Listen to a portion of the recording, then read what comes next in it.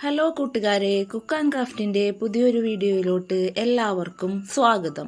ഞാനിന്നിവിടെ വളരെ ടേസ്റ്റി ആയിട്ടുള്ള ഒരു ചിക്കൻ ഫ്രൈ ആണ് ഉണ്ടാക്കുന്നത്. അതിനായിട്ട് എല്ലില്ലാത്ത 1/2 കിലോ ചിക്കൻ നന്നായി കഴുകി വൃത്തിയാക്കി ചെറുതായി നുറുക്കിയെടുത്തിട്ടുണ്ട്.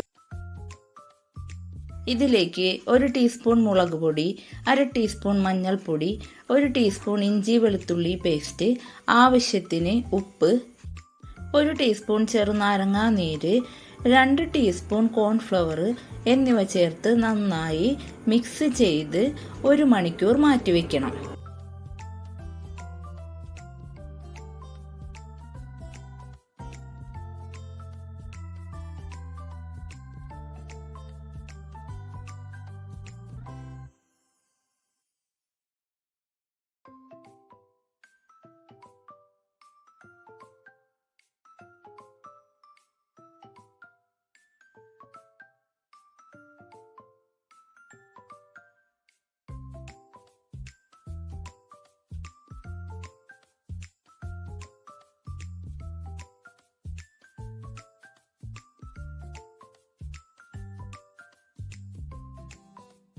ഒരു മണിക്കൂറിന് ശേഷം ഒരു പാൻ അടുപ്പത്ത് വെച്ച് ചൂടാകുമ്പോൾ കുറച്ച് വെളിച്ചെണ്ണ ഒഴിച്ച് അതിലേക്ക് നമ്മൾ നേരത്തെ മാരിനേറ്റ് ചെയ്യാൻ വെച്ച ചിക്കൻ കുറേശ്ശെ ഇട്ട് കൊടുക്കണം.